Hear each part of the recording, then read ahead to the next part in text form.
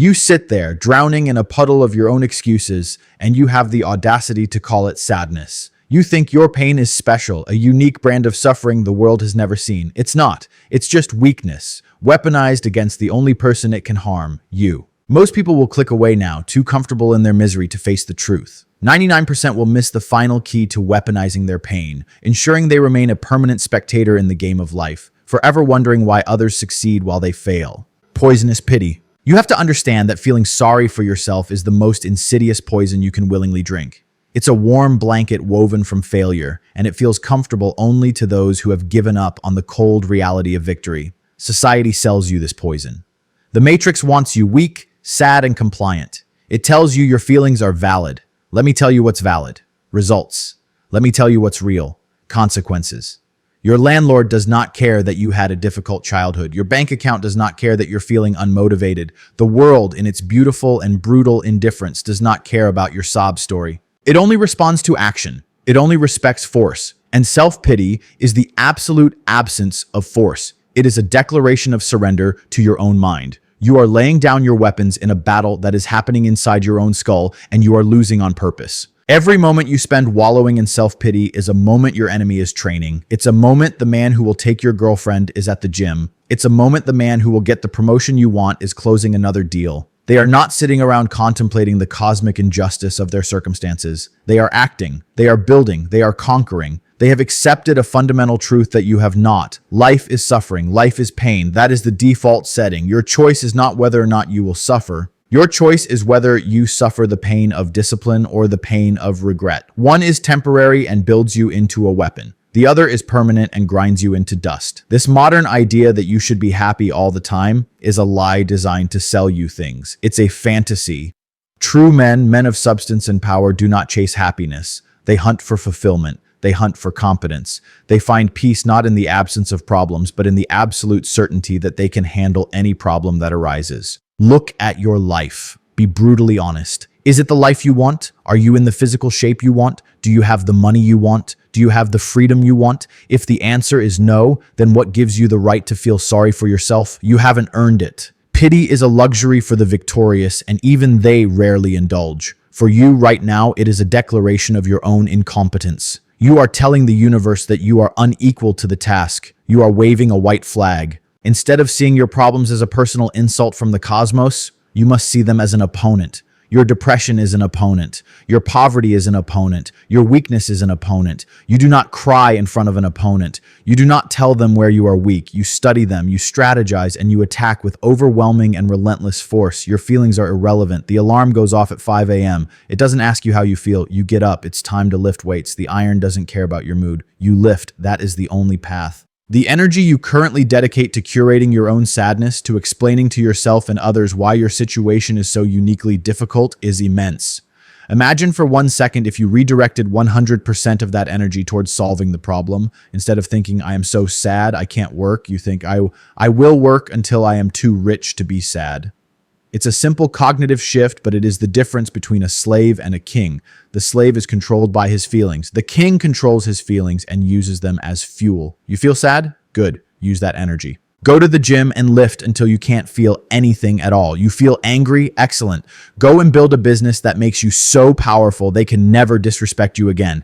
Every negative emotion you feel is a gift. It is a signal from reality that something is wrong, and it is a source of raw, powerful energy. To waste it on pity is the ultimate sin. It is spitting in the face of the universe, which has given you the perfect fuel to build an empire. Stop drinking the poison. Forging force. Now that you have rejected the poison of pity, you must begin the work of forging force. This is not a pleasant process. It is the work of a blacksmith, taking the raw, ugly iron of your reality and hammering it into a blade in the fires of discipline. It will hurt. It will require you to do things you do not want to do, day after day with no immediate reward. This is where 99% of people fail. They want the reward without the work. They want the muscle without the pain. They want the kingdom without the war.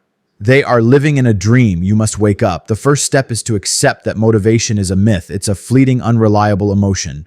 You will not be motivated most days. To rely on motivation is to build your castle on sand. You must rely on discipline. Discipline is getting up and doing what you know you must do, regardless of how you feel. It is a muscle. The more you use it, the stronger it becomes. Your mind will be your greatest adversary in this process. It will make excuses. It will beg for comfort. It will tell you to start tomorrow. It will tell you that you deserve a break. Your mind has been programmed by the matrix for comfort and compliance. You must reprogram it for war. You do this through action. You do not argue with the voice in your head. You ignore it and you do the work anyway. When the alarm rings, you don't think. You move. You put your feet on the floor. When it's time to work, you don't check your phone. You open the laptop and you begin. Each time you override your feelings and choose discipline, you are casting a vote for your new identity. You are telling your own brain that you are no longer a slave to its whims. You are the master now. This is the essence of building a powerful frame. Your reality is shaped by your actions, not by your fleeting thoughts or emotions. You are what you repeatedly do. This process of forging force must be applied to every domain of your life. Your body is the vessel. You must harden it. Train every day, even when you are tired. Eat clean, even when you crave junk. A weak body houses a weak mind. They are inseparable. Your mind is the command center. You must sharpen it. Read books, learn skills, study how money works, study how power works. Stop consuming useless entertainment that makes you docile and stupid. Every piece of content you consume is either making you stronger or weaker. There is no neutral ground. Choose strength. Your finances are your fuel. You must master them. Work harder than everyone else. Provide more value. Find a way to make money while you sleep. A man who is not financially free is a slave to the man who is. He can be controlled. His time is not his own. His options are limited. This is not an option for you. You must become obsessed. You must become a fanatic for your own progress. The average person, the person mired in self-pity, seeks balance. Balance is for the mediocre. Balance is an excuse to not push yourself to the absolute limit. Greatness is found in imbalance. Greatness is found in obsession. The men who changed the world, the men who built empires and technologies that we still use today, were not balanced. They were completely and utterly obsessed with their mission. They sacrificed comfort, they sacrificed relationships, they sacrificed fleeting happiness for a singular, monumental goal. You must find your goal. It must be so big and so important that it eclipses all your petty feelings of sadness and self-pity. Your mission becomes your God. Your mission becomes the reason you wake up in the morning and the reason you cannot sleep at night. When your mission is big enough, your problems become small. They become obstacles to be smashed, not sources of pain to be endured. This is the ultimate reframe. You are at war. Stop pretending you are in a garden. The world is not a safe space. It's a competitive arena. Every single day, you are either gaining ground or you are losing it. You are either getting stronger or you are getting weaker. There is no standing still. Feeling sorry for yourself is actively choosing to lose ground. It is a strategic retreat into weakness. Instead, you must learn to love the struggle. You must learn to smile when things get hard, because you know that this is where character is built. This is where you separate yourself from the herd. Anyone can be happy when things are easy. Anyone can work when they feel motivated. The true test of a man is what he does when he is tired, when he is hurting, when he is demoralized, when he feels nothing but the desire to quit. That is the moment of truth. In that moment, you don't feel pity, you forge force. The universe does not care about your feelings, your story, or your excuses. It is a vast, empty space that responds only to action and results. Feeling sorry for yourself is like screaming into that void, a complete waste of energy that achieves nothing. The path forward is not found in understanding your sadness, but in building a life where sadness becomes an irrelevant luxury. It is built through the cold, hard, and beautiful calculus of discipline. Wake up, do the work, get strong, get rich, get free.